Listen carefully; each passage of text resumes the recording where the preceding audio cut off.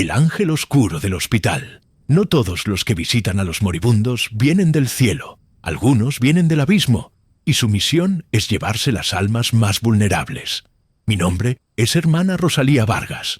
En julio de 1995, yo tenía 48 años y dedicaba mi vida al servicio de Dios y de los enfermos en el antiguo Hospital Juárez de la Ciudad de México. Aquel hospital, con sus pasillos largos y sus muros que habían visto pasar incontables vidas y muertes, era para mí un segundo hogar, un santuario de sufrimiento y esperanza. Mi turno solía ser el de la noche, el más silencioso, el más introspectivo. Las 2 de la madrugada era la hora en que el hospital parecía respirar de una manera diferente, más lenta, más profunda, como si el velo entre este mundo y el otro se hiciera más delgado. La sala de agonizantes era mi lugar de mayor devoción. Allí, los pacientes se enfrentaban a su último aliento, y mi tarea era ofrecerles consuelo, una mano amiga, una oración y la certeza de que no estaban solos en su tránsito.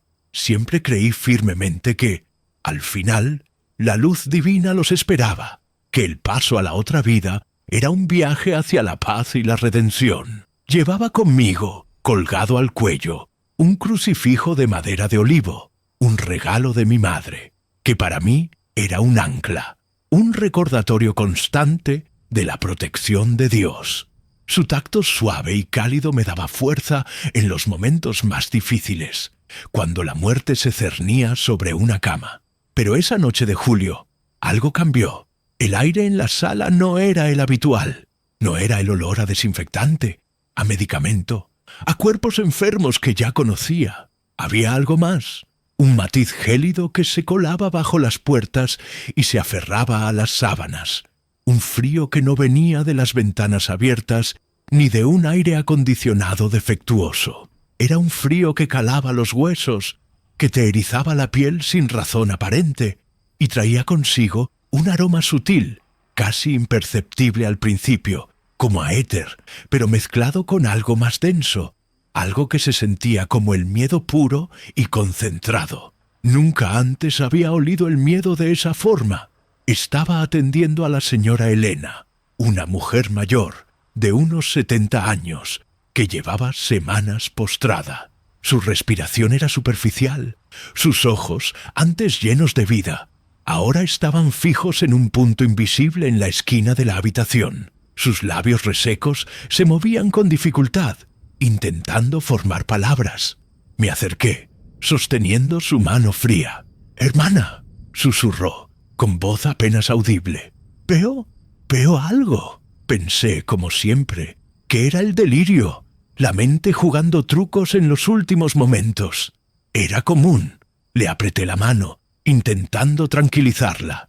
«Tranquila, señora Elena. Dios está con usted. Pronto verá la luz». Pero ella negó con la cabeza. Una negación lenta y dolorosa. Sus ojos, aunque velados por la agonía, se abrieron un poco más, revelando un terror que me heló la sangre. «No es la luz, hermana. No es la luz que dicen. Es oscuro». Mi corazón dio un vuelco. La miré con más atención. Sus pupilas estaban dilatadas, no por la poca luz de la sala, sino por algo más. Su mirada no proyectaba la paz que solía ver en los rostros de quienes se iban, sino una desesperación abrumadora. «¿Qué ve, señora Elena?», pregunté, mi voz apenas un susurro. Un ángel, pero no es como los de las estampas. Es negro. Sus alas son como la noche, y sus ojos rojos, hermana, rojos como el fuego del infierno. Viene por mí». Un escalofrío me recorrió la espalda. Sentí una ráfaga de aire helado que me golpeó la nuca, a pesar de que no había corriente. El olor a éter y a miedo se intensificó, volviéndose casi asfixiante. Miré hacia la esquina donde la señora Elena tenía fija la vista, pero no vi nada, solo las sombras que danzaban con la luz tenue de la lámpara de noche. Sin embargo, la atmósfera se había vuelto pesada, opresiva, como si una presencia invisible hubiera entrado en la habitación y estuviera absorbiendo todo el oxígeno, toda la esperanza.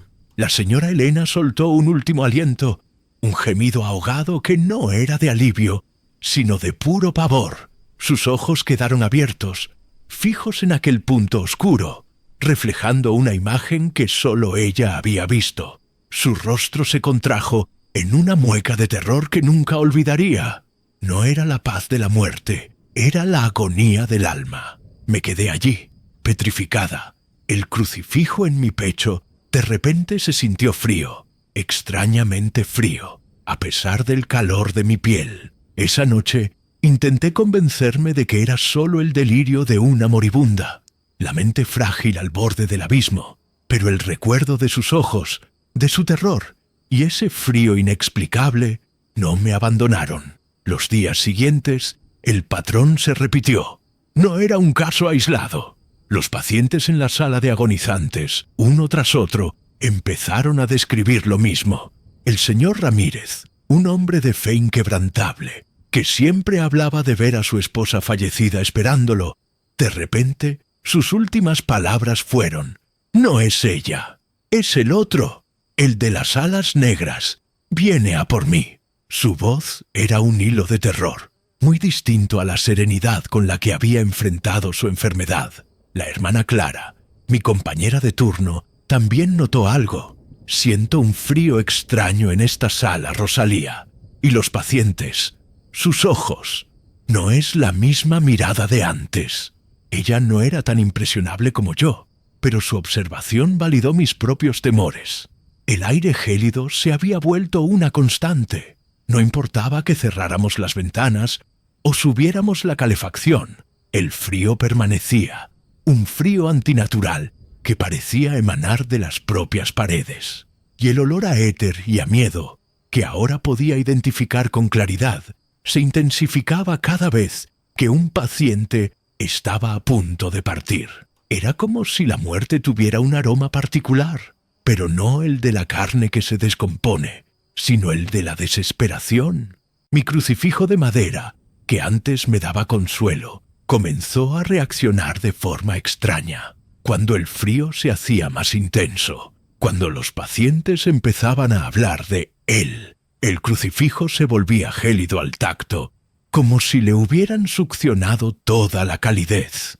Luego, de repente, sin previo aviso, se calentaba, quemándome la piel a través de mi hábito, un calor intenso y doloroso que me obligaba a soltarlo por un instante.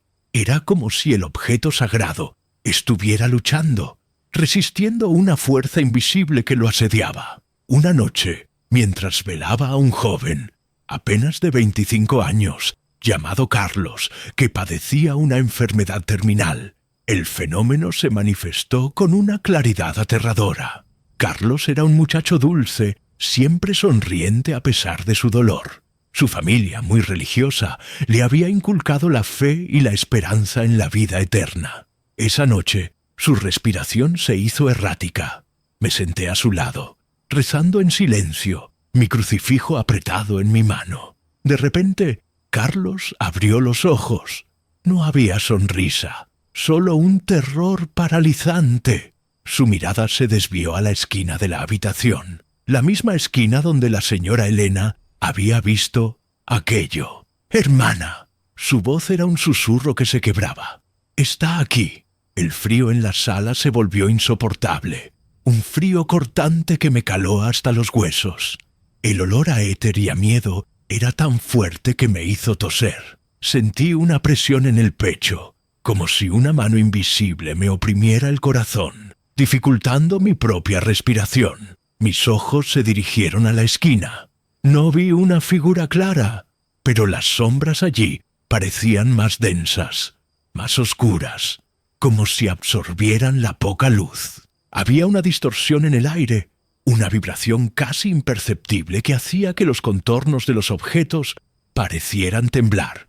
Carlos empezó a tiritar, no por el frío físico, sino por un pavor que le sacudía todo el cuerpo. Sus ojos, rojos, me mira, me quiere llevar, balbuceó, extendiendo una mano temblorosa hacia el vacío. Intenté hablar, Intenté rezar en voz alta, pero las palabras se me quedaron atascadas en la garganta. Mi crucifijo, en mi mano, se había vuelto negro. No era una sombra, no era un truco de la luz. La madera de olivo, antes clara y veteada, ahora era de un tono oscuro y opaco, como si la misma oscuridad se hubiera impregnado en ella, y el calor que emanaba era abrasador, quemándome la palma de la mano. Era un dolor físico, pero también una advertencia, una señal de que algo maligno estaba muy cerca. La voz de Carlos se elevó en un grito ahogado, un sonido de desesperación pura. ¡No! ¡No me toques! ¡Hermana! ¡Ayúdeme! Vi sus ojos. Estaban fijos en algo que yo no podía ver, pero la expresión de su rostro era de un horror tan profundo, tan absoluto, que supe que no era una alucinación. Era real. Estaba allí.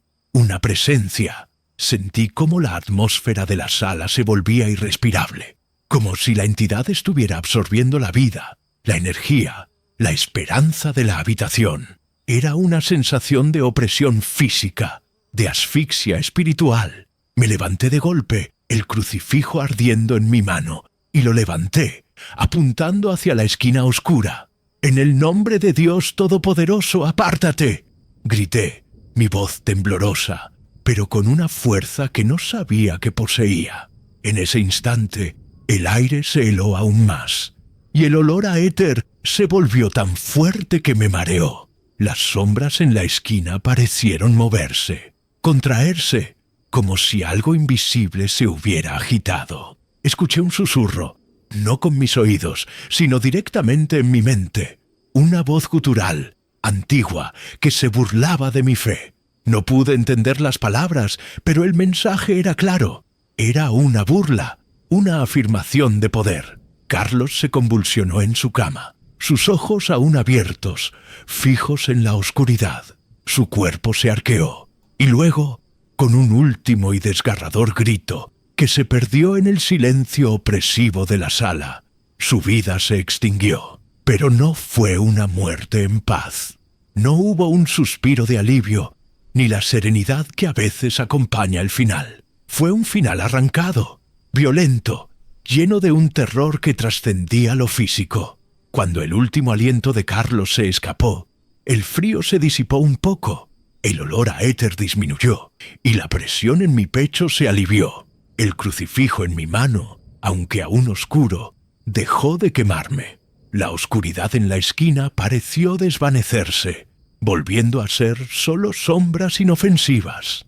Pero la imagen del rostro de Carlos, congelado en ese grito de pavor, se grabó en mi memoria.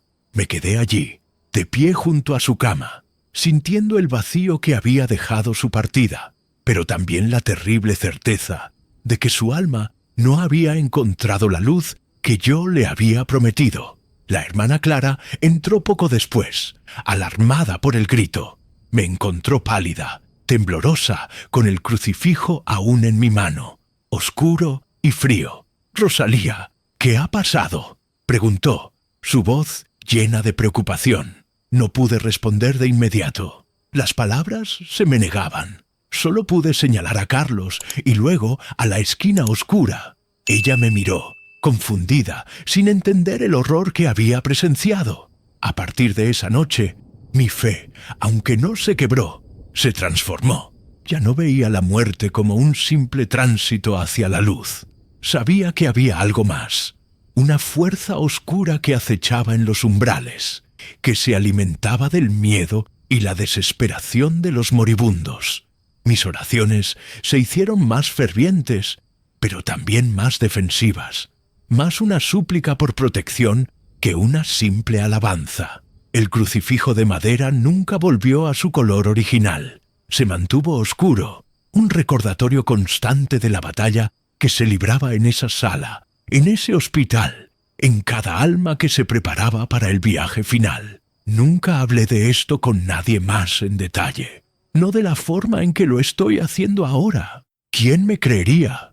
Dirían que el cansancio, el estrés, la sugestión. Pero yo sé lo que vi, lo que sentí. Sé que no fue un delirio, Fue una revelación aterradora. Me retiré de esa sala, pero cada noche, en mis sueños, veo ese ángel oscuro y me pregunto cuántas almas se llevó al otro lado. El órgano de la desesperación. La música puede ser un puente al cielo o al infierno, y a veces los instrumentos sagrados se convierten en la voz de lo que no debería ser escuchado. Mi nombre es Antonio Ferrer. En noviembre de 1993, yo era el organista principal de la majestuosa Catedral de Burgos, una de las joyas góticas de España. A mis 62 años, había dedicado más de 4 décadas de mi vida al sacerdocio, y en particular, al servicio de la música sacra. El órgano, ese coloso de madera y metal que dominaba la nave central, no era para mí un simple instrumento, era una extensión de mi alma, un medio para elevar las oraciones y los cánticos de los fieles hacia el cielo. Conocía cada tubo, cada registro, cada matiz de su voz, desde el susurro más delicado hasta el bramido más potente. Las noches eran mis momentos preferidos para practicar, cuando el silencio de la catedral era absoluto y solo mis notas resonaban entre las bóvedas centenarias.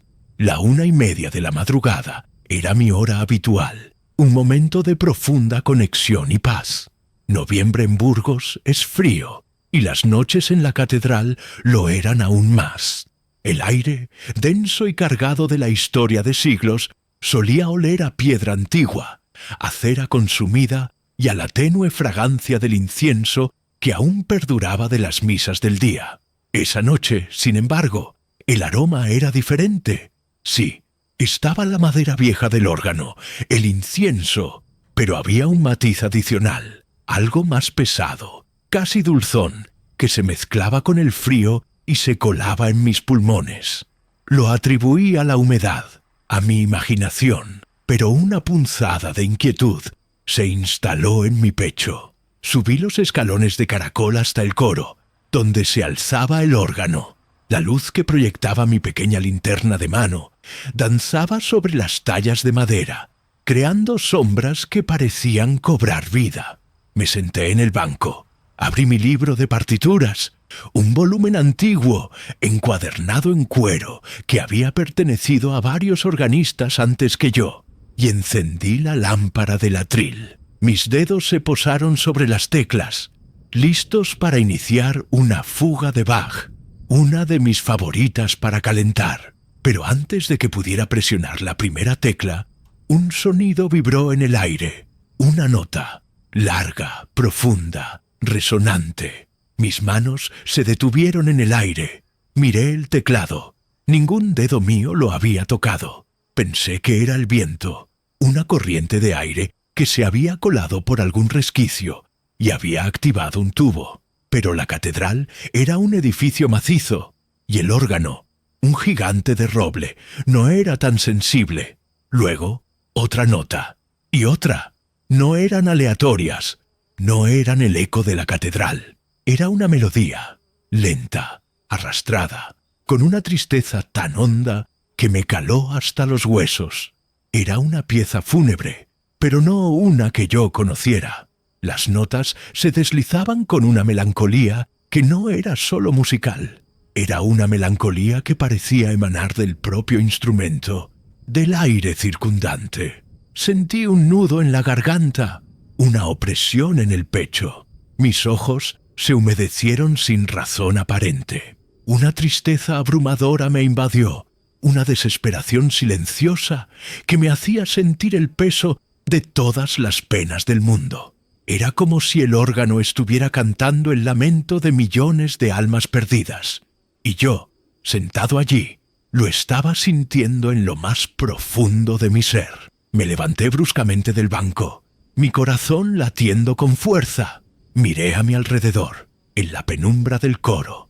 No había nadie. La catedral estaba vacía, sumida en su silencio habitual, roto solo por esa música fantasmal. Las velas del altar mayor, abajo en la nave, parecían parpadear con más intensidad, como si también sintieran la presencia de algo. El aire se había vuelto aún más denso, y el olor a incienso se había intensificado, pero ahora era un incienso rancio, casi putrefacto, mezclado con ese dulzor enfermizo que había notado antes. La música continuó, arrastrándome a una espiral de desolación. Sentí la necesidad de llorar, de arrodillarme y suplicar por algo que no entendía. Era una sensación de pérdida inmensa, de vacío absoluto. Me acerqué al teclado. Mis manos temblaban. Las teclas se movían, subiendo y bajando con una vida propia, como si dedos invisibles estuvieran danzando sobre ellas. Los pedales, abajo, también se accionaban, añadiendo capas de graves profundos a la melodía de desesperación. De repente, la música cambió. La tristeza se desvaneció, reemplazada por una explosión de notas vibrantes, celestiales, que llenaron la catedral con una euforia incontrolable. Era como si el órgano hubiera pasado de un lamento fúnebre a un coro de ángeles. Una alegría desbordante me invadió, una sensación de éxtasis tan intensa que me hizo reír a carcajadas. Mis preocupaciones, mis miedos, mi tristeza, todo se disipó. Sentí una energía arrolladora, una ligereza en el cuerpo que me hizo querer bailar, saltar, gritar de júbilo. Era una euforia desmedida, casi maníaca, que me asustó tanto como la desesperación anterior. No era una alegría serena, sino una exaltación salvaje, ajena a mi propia voluntad. Mis músculos se tensaron, mi respiración se aceleró y sentí una extraña presión, como si una fuerza invisible me estuviera empujando hacia el teclado, queriendo que yo también me uniera a esa danza frenética de notas. Mis ojos se posaron en el libro de partituras. Estaba abierto, pero no en la fuga de Bach que yo había dejado. Se había abierto solo, en una página central, a una composición que nunca había visto. Las notas, escritas en un pentagrama antiguo, no eran las habituales. Algunas de ellas, las que el órgano parecía estar tocando con más énfasis, estaban teñidas de un rojo oscuro, como si hubieran sido escritas con sangre. Era una partitura que no reconocía, una melodía que no debería existir en los archivos de la catedral. Me acerqué más, con una mezcla de fascinación y terror. La música eufórica me envolvía, pero la visión de esas notas rojas me helaba la sangre. Sentí una atracción irresistible hacia el teclado, como si el órgano me llamara, me invitara a unirme a su macabra sinfonía. Una fuerza invisible parecía tirar de mis brazos, de mis manos, intentando que mis dedos se posaran sobre las teclas que se movían solas. Era una sensación de ser arrastrado, de perder el control sobre mi propio cuerpo. Me resistí, apretando los puños, pero la atracción era poderosa, casi magnética. Esto no es de Dios, pensé, mi mente luchando contra la euforia inducida. Esto es una profanación. Con un esfuerzo sobrehumano me alejé del órgano, casi tropezando en el proceso. La música, al verme retroceder, pareció intensificarse, volviéndose más caótica. Una mezcla disonante de alegría y desesperación que me taladraba los oídos y el alma. Salí corriendo del coro, bajando los escalones de dos en dos, mi corazón latiendo como un tambor. No me detuve hasta llegar a mi habitación en la sacristía, donde me encerré, temblando, intentando dar sentido a lo que había presenciado. Los días siguientes fueron un tormento. Intenté convencerme de que había sido el cansancio, la soledad de la noche, una alucinación. Pero el recuerdo de esas notas rojas, de la desesperación y la euforia incontrolable, era demasiado vívido. El libro de partituras. Lo busqué al día siguiente, pero no lo encontré. Había desaparecido del atril del órgano. Volví a la catedral cada noche, pero ya no para practicar. Volvía con una mezcla de miedo y una macabra curiosidad. Y cada noche, a la misma hora, la 1:30 de la madrugada, el órgano volvía a sonar. Al principio eran solo notas sueltas, como si estuviera probando el aire, buscando su voz. Luego, las melodías se hacían más complejas, alternando entre la tristeza más profunda y la euforia más desquiciada. Una noche, me armé de valor y subí al coro. Me escondí detrás de una columna, observando el órgano desde la distancia. La luz de la luna que se filtraba por los vitrales iluminaba tenuemente el teclado. Y lo vi. Las teclas se movían solas, como si un pianista invisible estuviera interpretando una obra maestra del horror. El aire se volvía denso, el olor a incienso rancio y a éter dulzón era asfixiante, y en medio de la música sentí una presencia. No la vi, pero la sentí. Una entidad fría, antigua, que se regocijaba en la manipulación de las emociones. El libro de partituras reapareció. Estaba sobre el atril, abierto en la misma página con las notas rojas. Esta vez, las notas parecían palpitar con una luz tenue, un brillo rojizo que se extendía por la página. La música se detuvo por un instante, y luego, con un estruendo que hizo vibrar toda la catedral, el órgano comenzó a tocar esa misma composición. Era una pieza que combinaba la solemnidad de un requiem con la furia de un coro demoníaco. Las notas rojas parecían cobrar vida, y con cada una sentía una punzada en mi propia alma, una sensación de ser despojado de mi voluntad.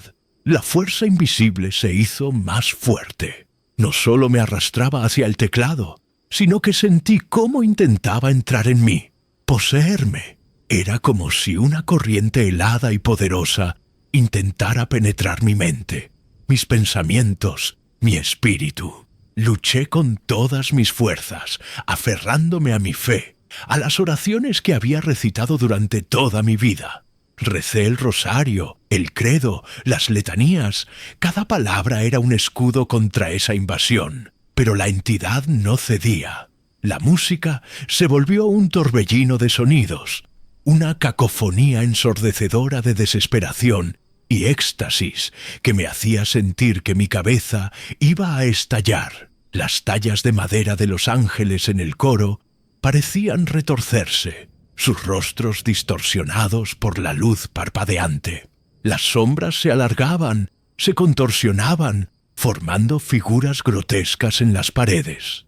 Sentí que el tiempo se detenía, que estaba atrapado en un bucle eterno de horror musical.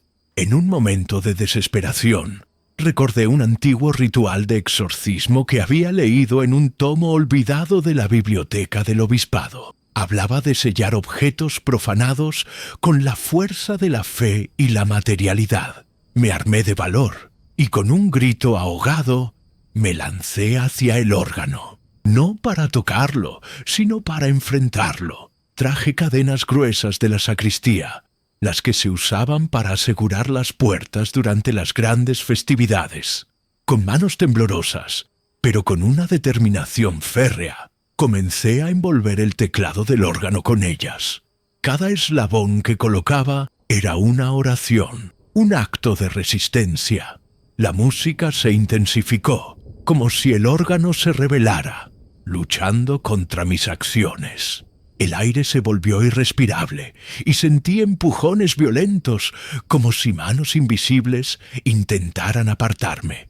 El libro de partituras se cerró de golpe y las notas rojas parecieron desvanecerse en la oscuridad. Mientras encadenaba las teclas, recité las oraciones de bendición más poderosas que conocía, rociando agua bendita sobre el teclado y los tubos.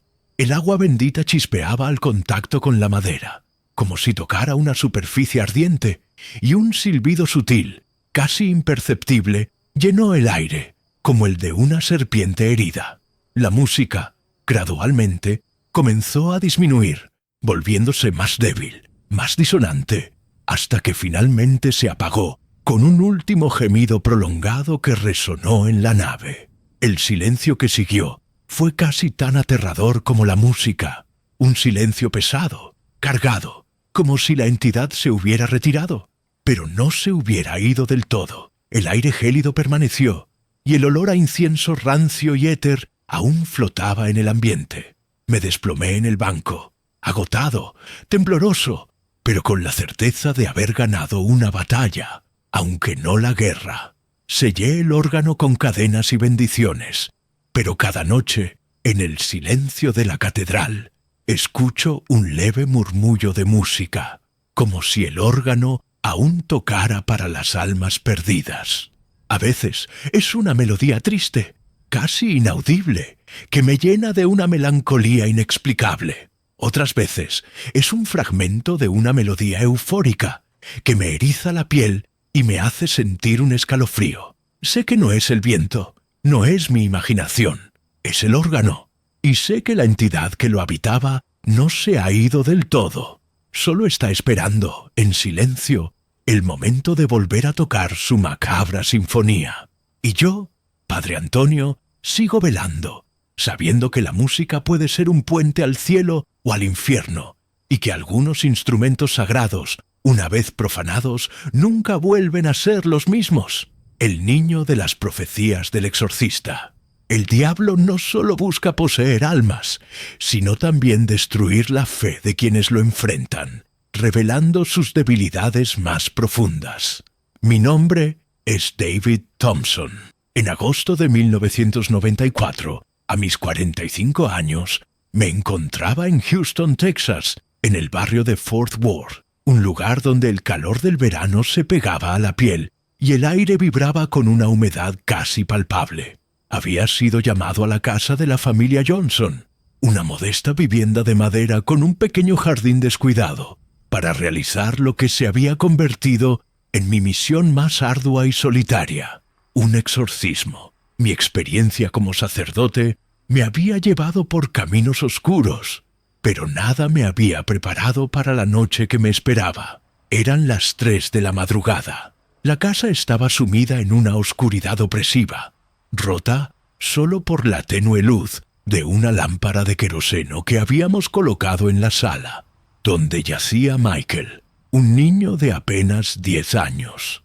Sus padres, el señor y la señora Johnson, estaban arrodillados en un rincón, sus rostros pálidos y marcados por el insomnio y el terror. Susurré una oración. El aire ya se sentía pesado, cargado de una energía maligna que hacía que los pelos de mi nuca se erizaran. El calor de Houston no ayudaba, pero el frío que emanaba de la habitación no era el de un aire acondicionado. Era un frío que calaba los huesos, un frío antinatural que venía de dentro, de la misma presencia que atormentaba al niño. Me acerqué a Michael.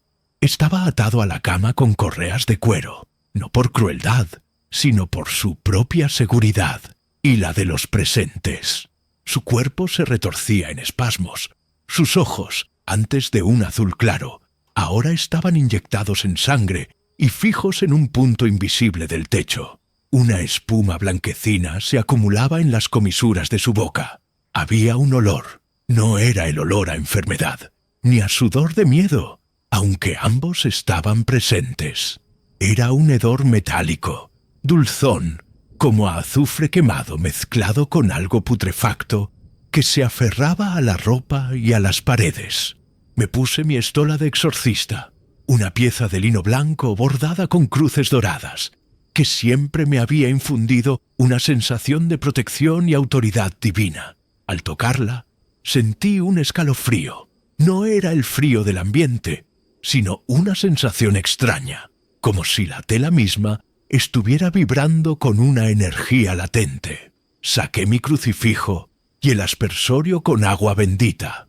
Mis labios comenzaron a recitar las primeras oraciones del rito de exorcismo, mi voz grave y firme, intentando proyectar una convicción que, en lo más profundo de mi ser, ya sentía tambalearse.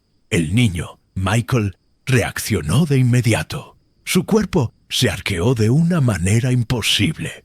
Sus huesos crujieron con un sonido espantoso. Una voz, gutural y antigua, que no era la de un niño, brotó de su garganta.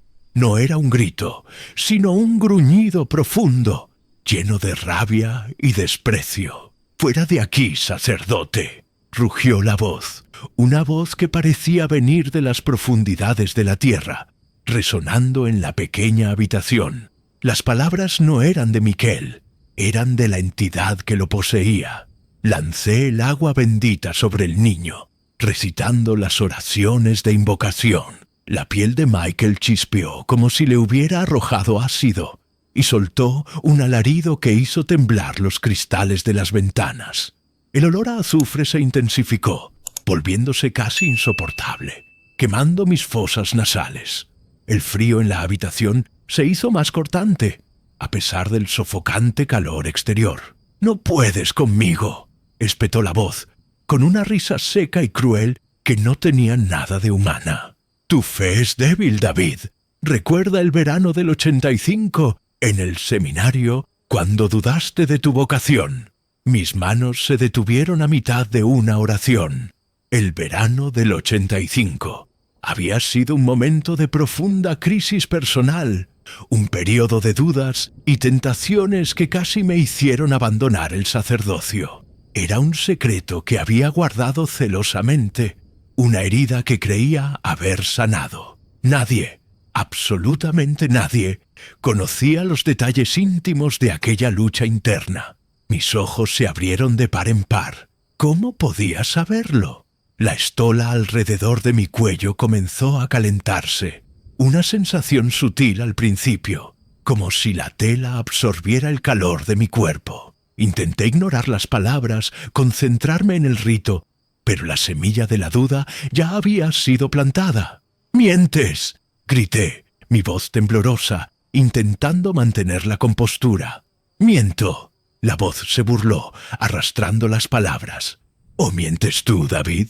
¿Recuerdas la noche que robaste el vino de la sacristía para ahogar tus penas? El vino que estaba destinado al sacrificio.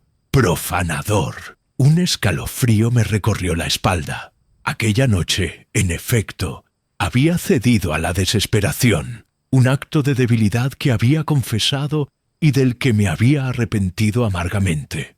Pero de nuevo, era un secreto enterrado, una mancha en mi pasado que creía haber limpiado con la penitencia. La estola ahora ardía en mi cuello, una quemazón que se extendía por mi piel. La miré, y para mi horror, vi que las cruces doradas parecían teñirse de un color rojizo, como si la tela estuviera absorbiendo mi vergüenza. Los padres de Michael, en su rincón, se habían encogido aún más, sus ojos fijos en el niño, ajenos a la batalla personal que se libraba en mi interior. Para ellos, solo veían a su hijo poseído, pero yo estaba siendo atacado en mi propia fortaleza, en mi fe. «No te atrevas a usar mis pecados contra mí», rugí, levantando el crucifijo con más fuerza.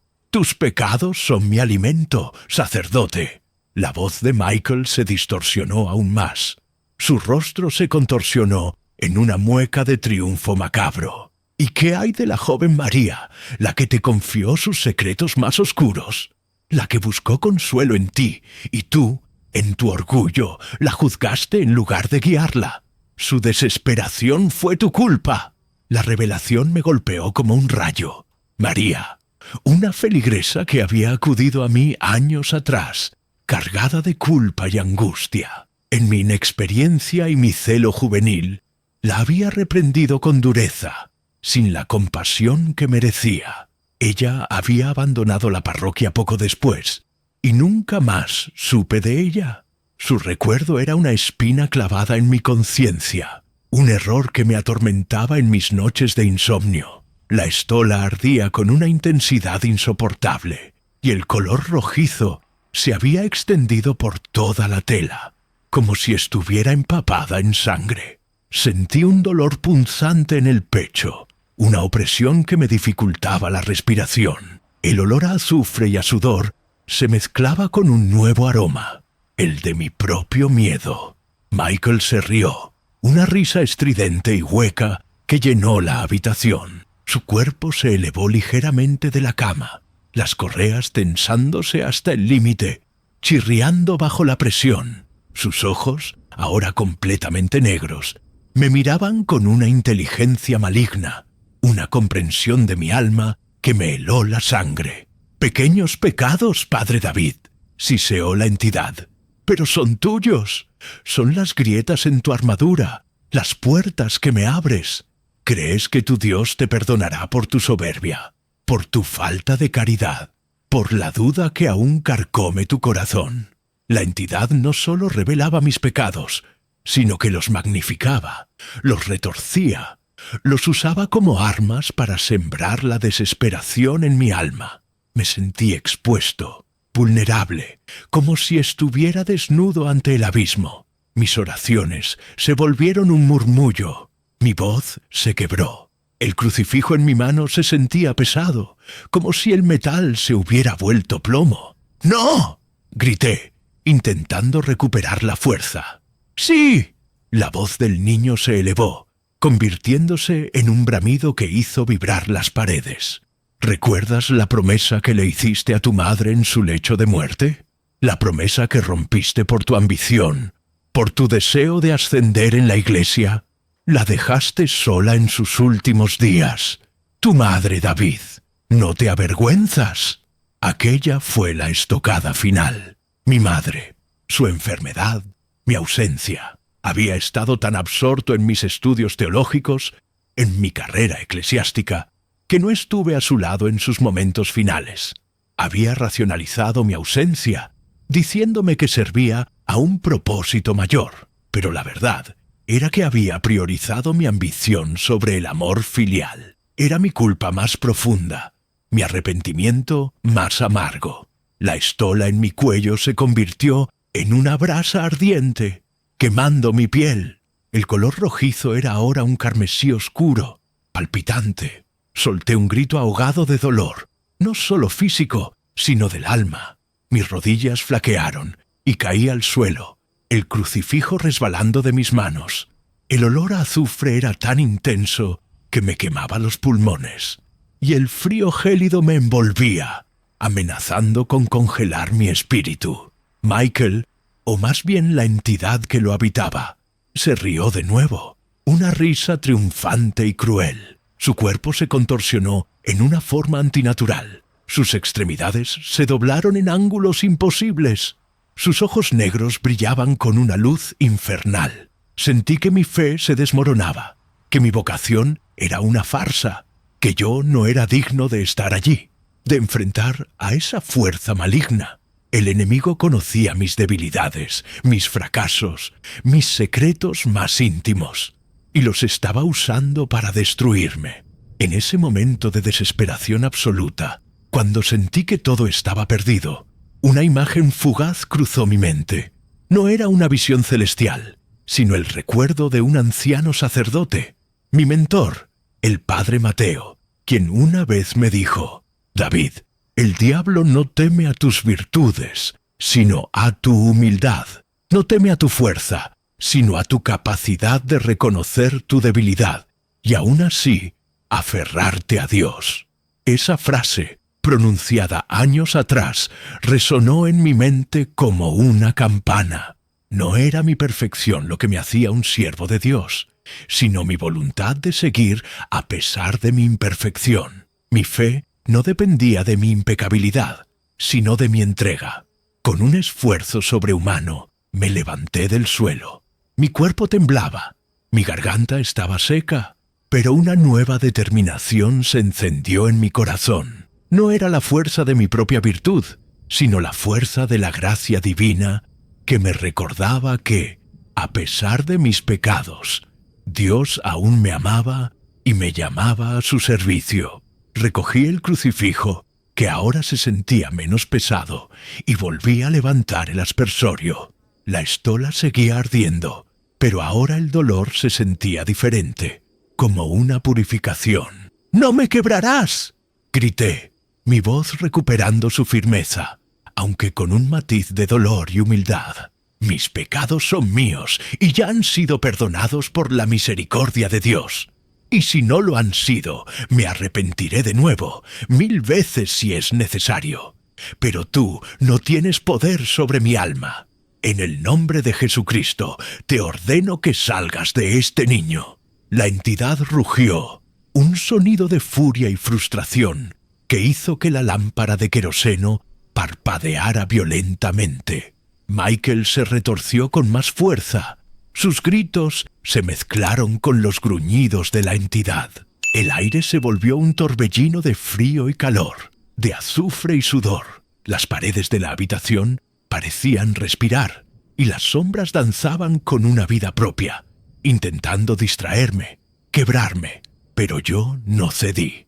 Recité las oraciones finales del exorcismo, cada palabra cargada de una nueva convicción, de una humildad forjada en el fuego de la confrontación. Lancé el agua bendita una y otra vez, mi voz resonando con la autoridad que me había sido conferida, no por mi propia valía, sino por la Iglesia. La entidad luchó, resistiéndose con toda su fuerza maligna.